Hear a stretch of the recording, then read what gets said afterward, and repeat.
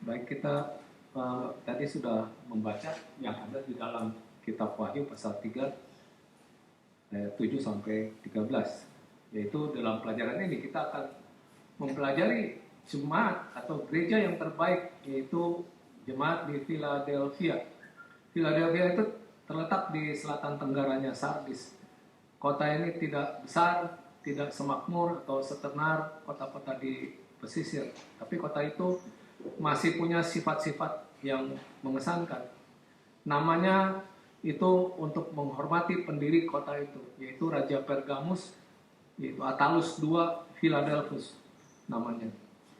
Philadelphus itu berarti kasih saudara atau kasih persaudaraan. Gelar itu diberikan kepada Attalus itu oleh karena loyalitasnya kepada Eumenes, itu kakaknya dia. Terletak di jalur perdagangan menuju Misia, Lydia, Frigia. Philadelphia ini dikenal sebagai pintu gerbang timur. Kota ini didirikan oleh Attalus sebagai kota misionaris untuk menyebarkan bahasa dan budaya Yunani ke Lydia dan Frigia. Kota itu memang bukan kota besar, tapi terletak di daerah yang subur dan dikenal dengan produksi anggur. Oleh karena jumlah dan kemegahan kuil-kuil dan bangunan-bangunan umumnya, kota itu kadang-kadang juga disebut sebagai kota Athena yang kecil. Bagi Tuhan, hal yang penting tentang kota ini adalah bahwa satu jemaat, satu gereja, umatnya itu berhimpun di sana.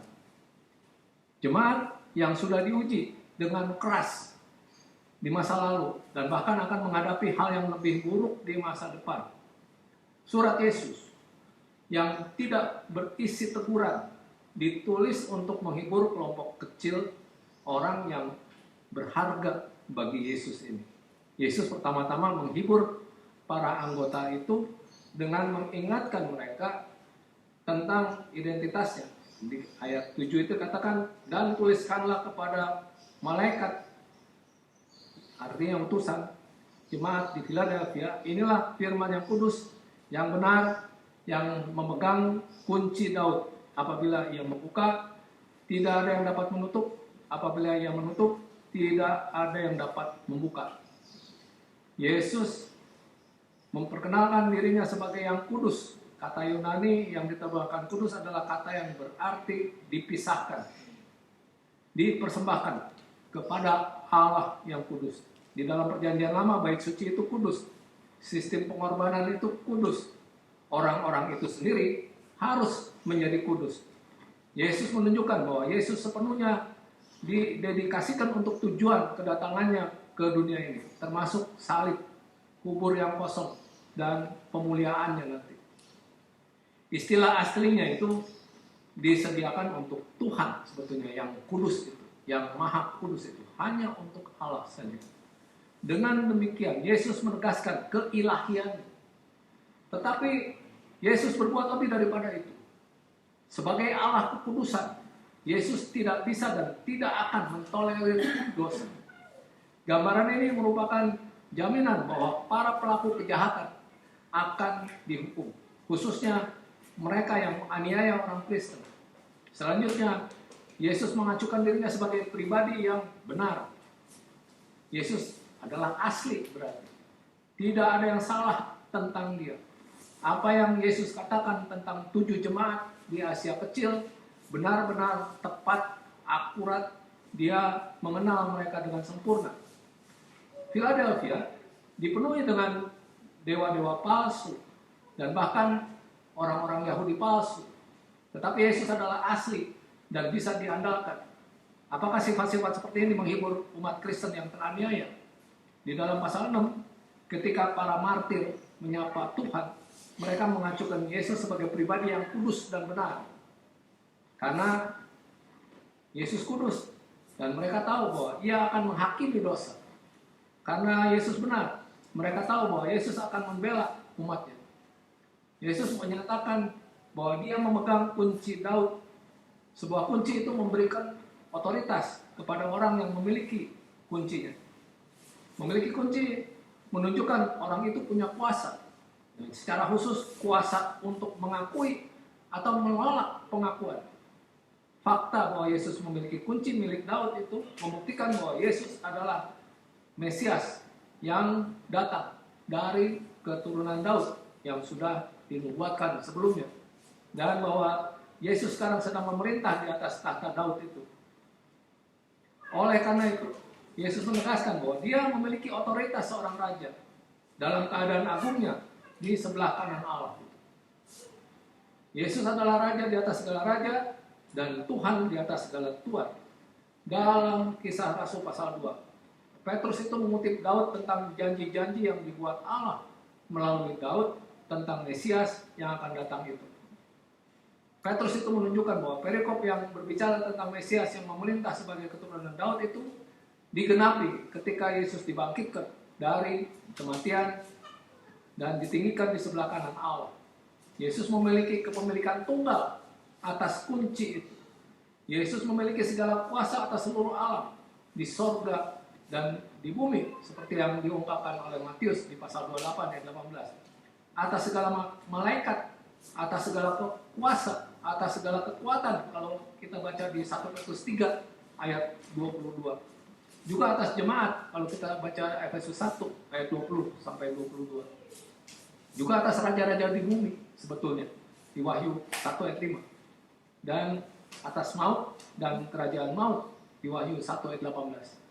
Yesus punya kuasa atas itu semua. Karena itu, apa yang Yesus buka tidak seorang pun bisa tutup, dan apa yang Yesus tutup tidak seorang pun bisa buka. Dia memberitahu umat Kristen di Philadelphia bahwa dia sudah meletakkan di depan mereka itu pintu yang tidak dapat ditutup atau oleh seorang pun. Ini berarti bahwa Yesus terlibat dalam kehidupan jemaat atau gereja. Yesus tidak dipindahkan ke waktu lain atau ke tempat lain. Dia hidup di bumi ini dalam tubuh kedagingan 2000 tahun lebih yang lalu. Tetapi dia hidup juga sekarang ini. Dia hidup hari ini. Dia prihatin dengan umatnya sekarang ini juga. Dia memberikan kesempatan kepada umatnya. Yesus membuka dan tidak ada orang yang bisa menutup. Dia menutup dan tidak ada orang yang bisa membuka. Ini mengingatkan kita atas pemeliharaan Tuhan di dalam kehidupan umatnya. Setiap deskripsi atau catatan yang Yesus berikan tentang dirinya dalam surat kepada 7 jemaat itu membuat kita semakin mengasihi dia. Mengetahui bahwa kita memiliki juru selamat seperti ini membuat kita ingin lebih menyenangkan dia. Kekuatan iblis bisa saja untuk sementara menggagalkan rencana Tuhan bagi jemaatnya atau gerejanya. Tetapi pada akhirnya tujuan Allah itu akan tercapai. Di dalam masalah agama, otoritas tidak berada di tangan jemaat atau gereja. Wewenang tidak ada pada seorang atau sekelompok orang. Otoritas ada di tangan Yesus Kristus. Semua otoritas diberikan kepadanya. Dan kita harus mengakui otoritas itu dan menyadari bahwa dia tidak pernah memberi siapapun hak untuk membuat undang-undang atas namanya. Surat kepada jemaat di Philadelphia tidak berisi kritik. Tidak ada tentang jemaat ini yang membawa kritik dari Yesus. Bukankah itu luar biasa? Dia tahu segalanya tentang jemaat di Philadelphia ini. Tetapi tidak memiliki penghukuman. Setelah memperkenalkan dirinya, Yesus segera memulai pujian. Mengapa dia memuji jemaat ini? Mereka tahu bahwa mereka memiliki sedikit kekuatan. Dan Yesus mengingatkan mereka akan kekuatan kecil mereka. Kata Yesus, aku tahu bahwa kekuatanmu tidak seberapa. Kata Yesus, aku tahu bahwa kekuatanmu tidak seberapa itu. Karena engkau menuruti firmanku untuk tekun menantikan aku. Maka aku pun akan melindungi engkau dari hari pencobaan. Itu di ayat 8 sampai 10. Rupanya jemaat ini nggak punya apa-apa untuk dibanggakan. Sejauh menyangkut tenaga kerja, mereka setia dan setia pada apa yang sudah Yesus katakan. Ini bisa dikatakan sebagai kredit abadi mereka. Kalau Yesus menulis surat kepada saudara, dapatkah dia mengatakan, kamu sudah menepati janjiku? Sudahkah kita mentaati firman-Nya? Apakah kita menjadi orang Kristen dengan cara yang diajarkan firman Kristus kepada kita. Di dalam Kisah 2 ayat 37-38 orang-orang bertanya, apa yang harus kami lakukan? Jawaban Petrus apa? Bertobatlah dan berilah dirimu dibaptis dalam nama Yesus Kristus untuk pengampunan dosa-dosamu. Begitulah cara kita memulai. Saat kita melanjutkan, kita ingin setia. Kita ingin melakukan apa yang Kristus minta kita melakukan. Hanya dengan demikian, bisa dikatakan bahwa kita sudah memelihara firman-Nya. Sungguh suatu pujian yang luar biasa bagi jemaat di Philadelphia ini. Yesus berbicara tentang kekuatan yang tidak seberapa yang mereka miliki. Yesus mungkin sedang mengacukan keanggotaan mereka yang kecil, jumlah mereka yang sedikit, kelangkaan bakat, atau sumber daya keuangan yang minim. Yesus bahkan mungkin sedang menyinggung cara masyarakat itu memandang rendah jemaat itu, oleh karena kedudukan sosial dari beberapa anggotanya. Yesus menyinggung kekuatan mereka yang tidak seberapa itu bukan untuk mempermalukan mereka, tetapi untuk memuji mereka, biarpun faktanya kekuatan mereka itu tidak seberapa. Namun mereka tidak menggunakan itu sebagai dalih untuk tidak berbuat apa-apa. Sebaliknya, mereka sudah berbuat sebisanya dengan seadanya mereka.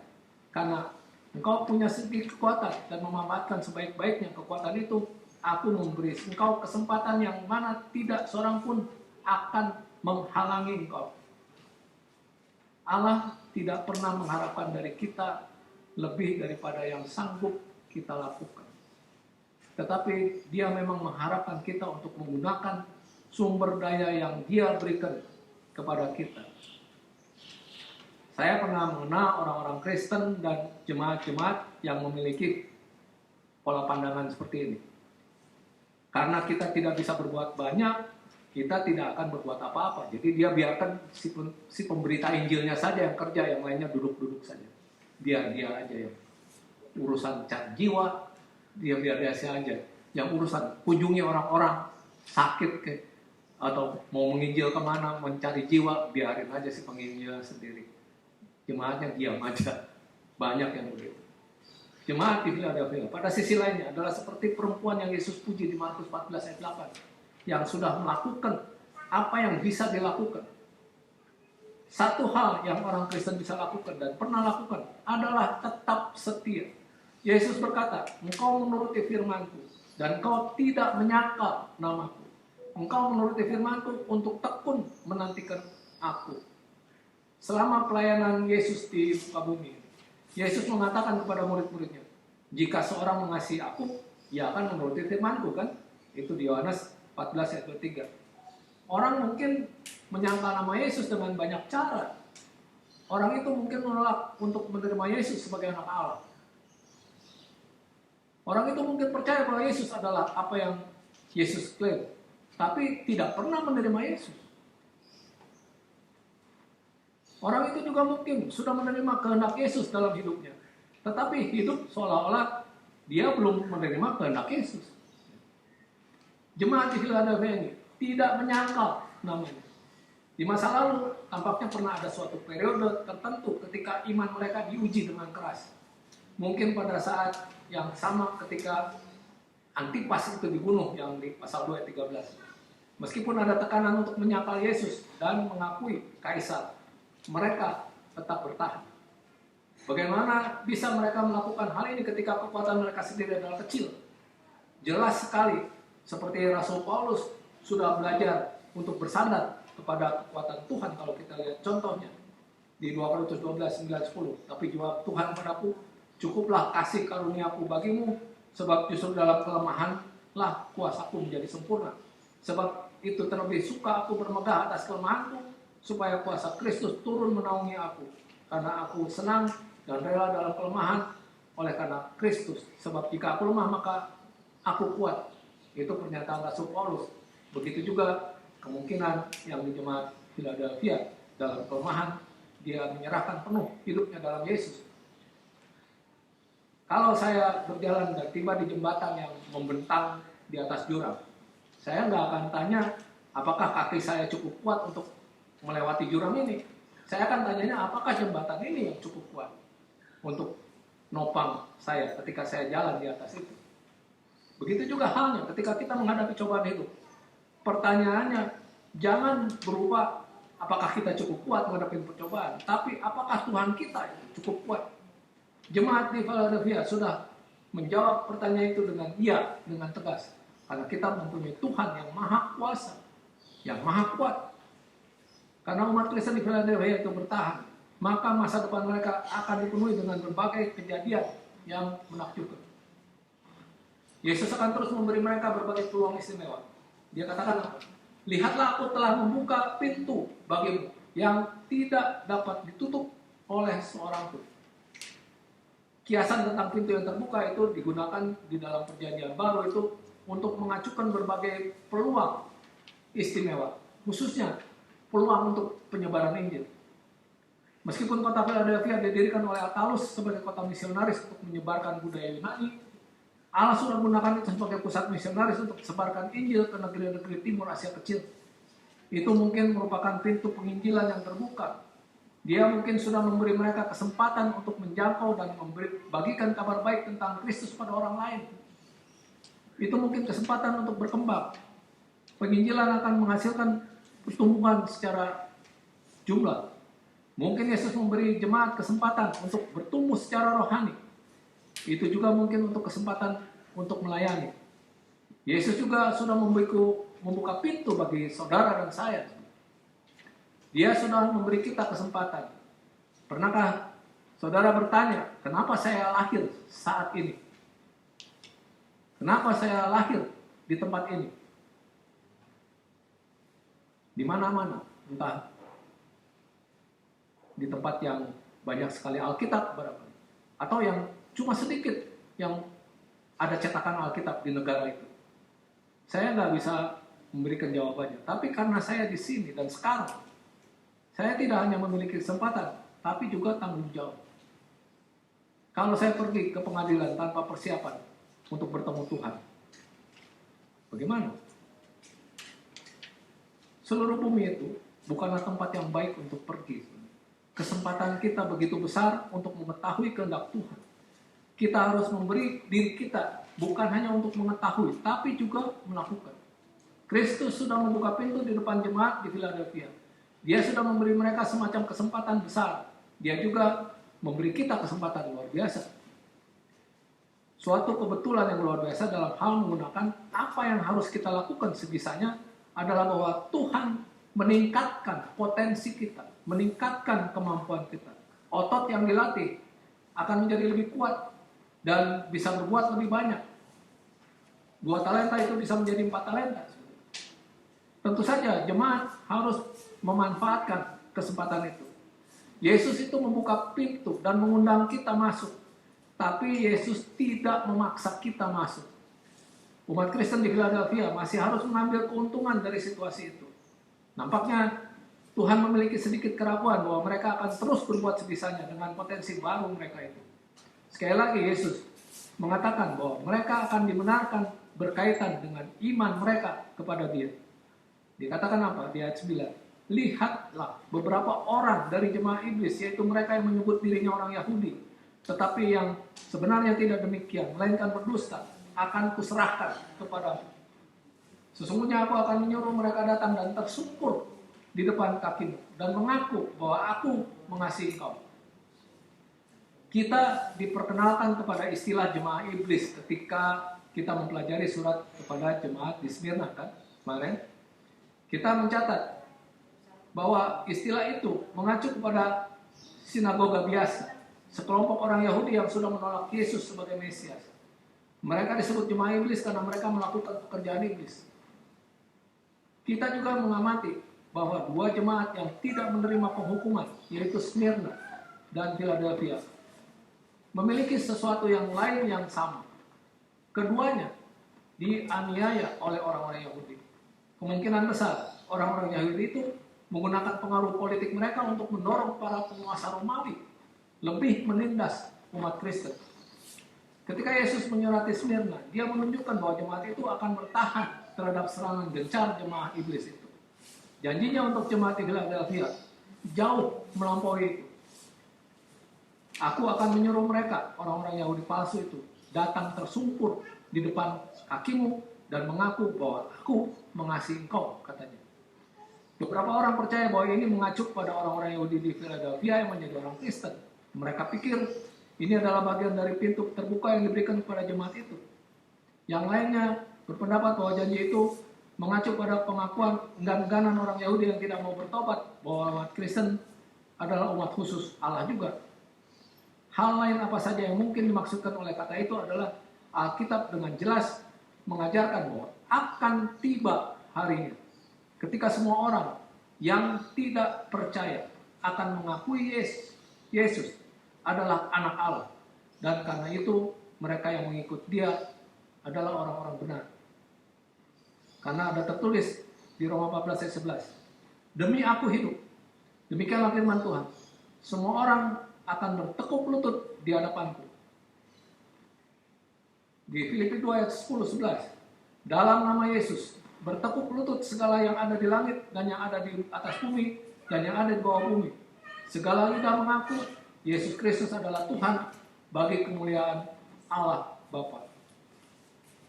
Yesus meyakinkan jemaat di Philadelphia bahwa pelindungannya itu berkelanjutan.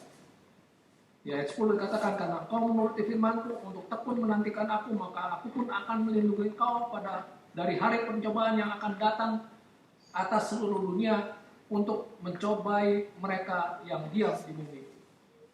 Jemaat di Philadelphia pernah dianiaya di masa lalu, dan pencobaan yang lebih buruk menanti mereka. Tetapi Yesus akan menyertai mereka, karena mereka sudah menuruti firman-Nya. Yesus juga akan menjaga mereka. Ungkapan hari pencobaan itu mengacu pada meningkatnya penganiayaan di masa depan yang tidak lama lagi. Pasal 6 sampai pasal 19 itu menggunakan berbagai kiasan untuk menceritakan periode pencobaan yang mengerikan itu. Kalau kita perhatikan bahwa hari pencobaan tidak akan menimpa umat Kristen saja, tapi atas seluruh dunia. Dan bahwa salah satu dari tujuan ini akan berupa untuk mencobai mereka yang diam di bumi. Coba kalau kita renungkan apa yang terjadi di saat-saat sekarang. Sudah berapa tahun ada pandemi. Itu menimpa seluruh bumi. Pencobaannya menimpa siapa aja, termasuk orang Kristen. Di dalam kitab Wahyu, konsep penghuni bumi itu mengacu kepada orang-orang yang tidak percaya. Ayat ini membolehkan kita tahu bahwa Allah mengizinkan berbagai kesulitan menimpa bumi. Satu tujuannya adalah untuk membuat manusia bertobat. Sekarang, di mana suara-suara orang yang berseru nyaring dengan kejadian ini? Bertobat kepada Tuhan. Kita nggak pernah dengar. Itu adalah acuan penting untuk memahami apa yang Allah sedang coba capai dalam bencana mengerikan yang digambarkan. Poin utama Yesus di dalam ayat 10 adalah bahwa Dia akan menjaga, Dia akan mengawal dan melindungi umat Kristen dari hari pencobaan. Jadi apa yang Yesus secara mukjizat menyuntik umat Kristen sehingga mereka kebal terhadap perang atau terhadap kelaparan atau terhadap penyakit? Apakah Yesus memagari orang Kristen itu dengan penghalang yang tidak terlihat mata, yang tidak bisa ditembus oleh pedang atau panah atau kapak? Apa Dia membuat umatnya tahan api dan tahan rudal? Saudara tahu bahwa Dia tidak melakukan hal itu. Sebelum pencobaan itu berakhir, banyak orang Kristen yang akan meninggal. Karena itu, janji Yesus harus berarti bahwa Yesus akan membawa mereka dengan selamat melalui pencobaan. Sebagai orang Kristen, kita belum dijanjikan kebebasan dari pencobaan, tapi kita sudah dijanjikan sumber daya rohani untuk bertahan hidup. Faktor penting di dalam penyediaan Yesus adalah sikap baru. Sudut pandang yang berubah tentang apa yang penting dan apa yang tidak. Sikap itu dicontohkan oleh Rasul Paulus dan orang-orang lain yang dianiaya tanpa ampun. Kalau kita lihat 2 Korintus 4:16. Sebab itu kami tidak tawar hati. Tetapi meskipun manusia lahiriah kami semakin merosot, namun manusia batiniah kami dibaharui dari hari ke hari. Ibrani 13 ayat 6. Sebab itu dengan yakin kita dapat berkata, Tuhan adalah penolongku. Aku tidak akan takut. Apakah yang dapat dilakukan manusia terhadap aku? Filipi 1:21. Karena bagiku hidup adalah Kristus dan mati adalah keuntungan. Ibrani 3 pasal 5. Yesus itu menjanjikan umat Kristen bahwa dia tidak akan meninggalkan mereka ketika pencobaan datang. Dan dia juga tidak akan meninggalkan kita. Penyediaan Tuhan itu akan tergantung pada kesetiaan jemaat, kesetiaan gereja. Yesus tahu apa yang mereka butuhkan untuk memotivasi mereka tetap kuat itu. Orang-orang Kristen itu perlu diyakinkan tentang kehadiran Yesus sehingga dia mengatakan, aku datang segera untuk melindungi mereka dan hukum musuh mereka. Jemaat di Philadelphia itu juga perlu didorong untuk tidak menyerah sehingga dia mendesak mereka, peganglah apa yang ada padamu supaya tidak seorang pun mengambil mahkotamu. Mereka yang menjadi milik Kristus memiliki mahkota. Mahkota kehidupan disediakan bagi setiap orang yang menjadi milik Kristus itu. Itu adalah mahkota yang tidak dapat rusak dan abadi. Di dalam pertama Korintus 9:24, Paulus itu berbicara tentang mereka yang mengejar mahkota yang fana. Sementara orang Kristen mengejar mahkota yang tidak dapat binasa. Yesus berkata, jangan biarkan siapapun mengambil mahkotamu. Saya memiliki kehidupan, mahkota kehidupan yang disiapkan untuk saya. Saya tidak boleh membiarkan siapapun mengambilnya. Mungkin saja saya kehilangan mahkota itu, tapi kita tidak akan kehilangannya tanpa disadari. Kita bisa memberikan izin kita. Itu bisa direbut oleh iblis dan pengikutnya. Yesus memberikan peringatan dalam surat ini. Jangan seorang pun mengambil mahkotamu. Orang-orang Kristen ini punya sedikit barang secara materi. Tetapi apa yang penting, mereka punya banyak hal-hal yang rohani itu. Mereka punya keselamatan. Mereka punya firman. Mereka punya iman mereka kepada Tuhan. Kekuatan kecil yang Allah berikan kepada mereka. Berbagai peluang baru dan janji-janji Yesus. Mereka harus mencengkram kuat apa yang Allah sudah berikan kepada mereka. Dan jangan pernah dibiarkan lepas. Rasul Paulus memberitahu sekelompok orang Kristen bahwa mereka akan diselamatkan oleh Injil asal kamu teguh berpegang padanya. Seperti yang telah kuberitakan, itu yang seperti dikatakan Rasul Paulus. Injil itu kekuatan Allah yang menyelamatkan setiap orang yang percaya, kan? Jadi jangan lepas dari keyakinan kita pada Injil itu. Janji Yesus pada dasarnya berpusat pada apa yang dia akan lakukan bagi umat beriman dalam kehidupan ini. Sebelum Yesus mengakhiri, dia ingin tahu mereka tahu itu apa yang disimpan untuk mereka di dalam kehidupan yang akan datang. Barang siapa menang, ia akan kujadikan soko guru di dalam bait suci Allahku. Dan ia tidak akan keluar lagi dari situ.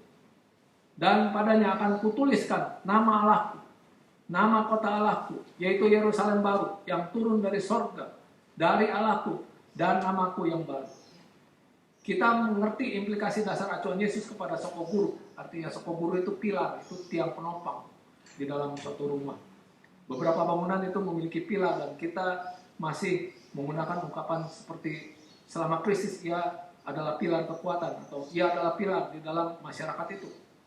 Ketika kita menggunakan kiasan pilar, kita sedang mengacukan sesuatu yang mendukung dan menopang atau orang yang menonjol. Pada zaman Perjanjian Baru, pilar kadang-kadang didirikan untuk menghormati beberapa individu, beberapa pribadi. Nama-nama diukir pada pilar-pilar itu bersama dengan informasi mereka yang dihormati. Sekarang ini situs tua Philadelphia itu mirip dengan situs Tiatira. Ada sedikit peninggalan yang sudah dimungkinkan karena sebuah desa modern itu sudah dibangun di lokasi yang lama. Yang digali hanya satu blok kota yang letaknya di jantung kota itu. Tapi satu karakter daerah sekitar itu menarik buat pelajaran kita secara ilmu arkeologi itu ya. Beberapa pilar kuno tetap berdiri di situs itu bertuliskan nama-nama pahlawan. Kemungkinan besar semua ini dan lebih lagi ada di dalam pikiran Yesus ketika dia mengatakan, ia akan kujadikan soko guru di dalam bait suci Allahku. Di dalam kehidupan ini, umat Kristen di Philadelphia dianggap lemah, tetapi Yesus akan menjadikan mereka pilar kekuatan. Dugaan penting yang bisa diambil adalah mengenai tempat tinggal permanen. Karena Yesus menekankan, ia tidak akan keluar lagi dari situ. Warga Philadelphia sering lari dari kota itu supaya tidak dihancurkan oleh bangunan-bangunan yang runtuh. Tetapi sorga, pilar Tuhan, terpancang secara permanen. Ketika kita sampai ke surga, waktu pencobaan itu akan berakhir. Tempat tinggal kita itu dijamin sepanjang zaman, tanpa akhir.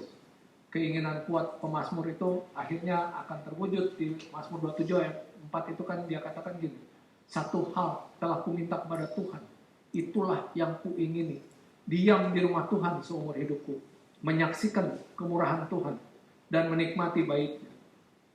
Yesus berjanji untuk menulis pada setiap pilar nama Allahku, nama kota Allahku, yaitu Yerusalem baru yang turun dari sorga, dari Allahku, dan namaku yang baru. Nama-nama ini meningkatkan pilar-pilar itu dan menunjukkan hubungan dengan ilahi.